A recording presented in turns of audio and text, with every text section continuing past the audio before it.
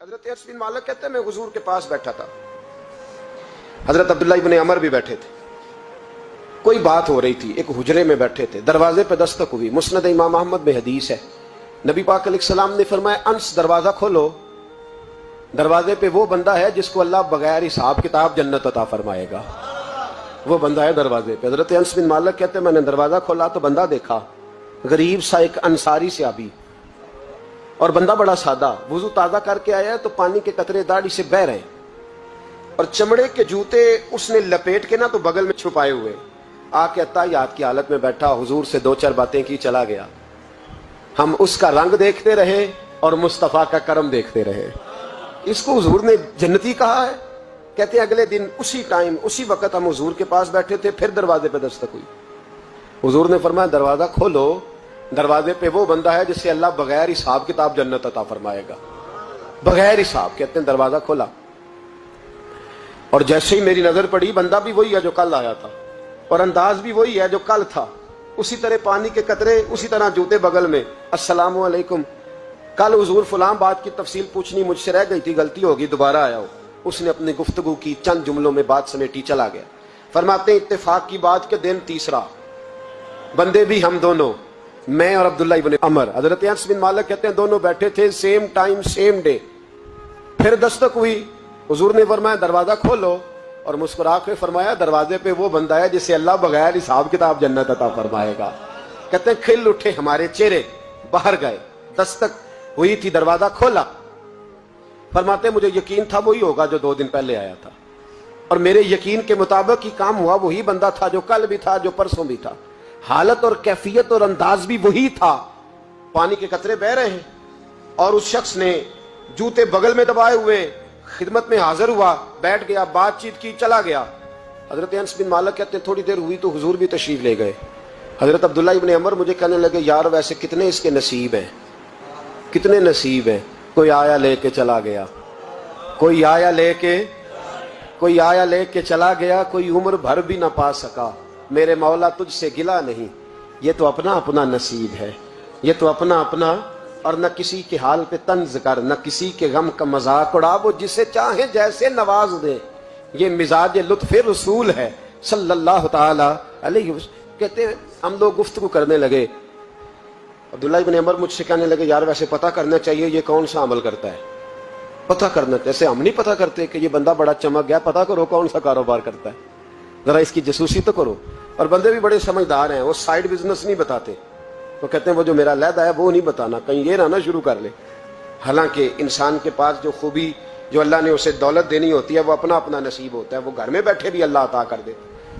وہ کہتے ہیں کہ پتہ کرو کیا عمل کرتا ہے. تو حضرت عبداللہ ابن عمر کہتے ہیں میں اس کے پیچھے ہو گیا, اس سے سلام لی. تو میں نے کہا مجھے 2-3 دن کے لیے مہمان بنا لو گے, مان نہ مان میں تیرا مہمان, 2-3 دن کے لیے مہمان بنا لو گے. تو کہتے ہیں مجھ سے کہنے لگا کوئی گھر میں جھگڑا ہو گیا, کیونکہ پڑوس میں تو تمہارا قریب ہی تو تمہارا گھر ہے, میرے مہمان بننے کو جھگڑا ہے.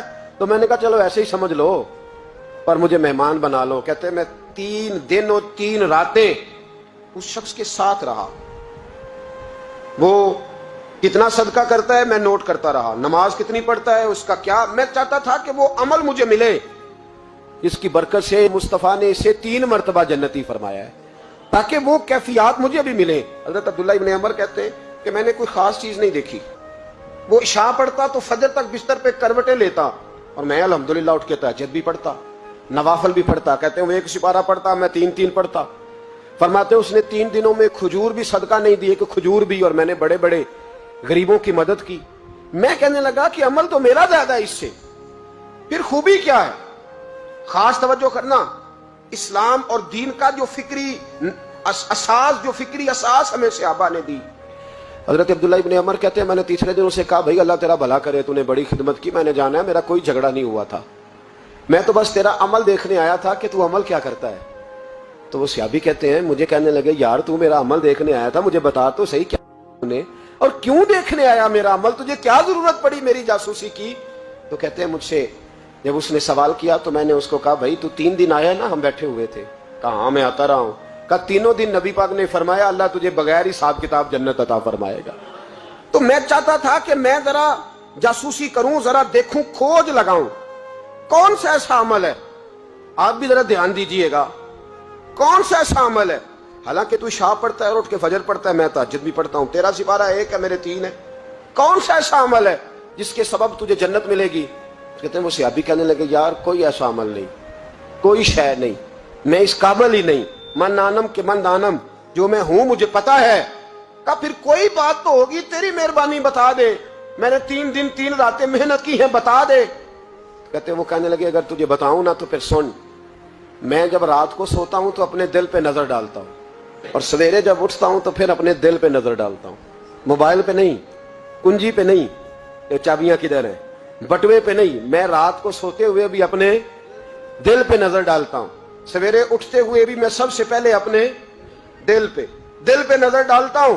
फरमाते हैं अल्हम्दुलिल्लाह, मेरे दिल में किसी का हसद नहीं है, किसी के बारे में कोई कीना नहीं है, कोई किसी के बारे में मैल नहीं, मैं अल्लाह के हर बंदे के बारे में सोच नजरिया फिक्र अच्छी रखता हूं। और फरमाया मैं तेरे बारे में भी अब्दुल्ला यही सोचता हूं कि तू मुझसे ज्यादा नेक है। अल्हम्दुलिल्लाह इस वक्त भी मेरा ज़हन यह है कि अंस बिन मालिक मुझसे ज्यादा परहेजगार है, इस वक्त भी मेरी सोच ये है कि महबूब के सब सहाबा में सबसे कमजोर मैं ही हूं।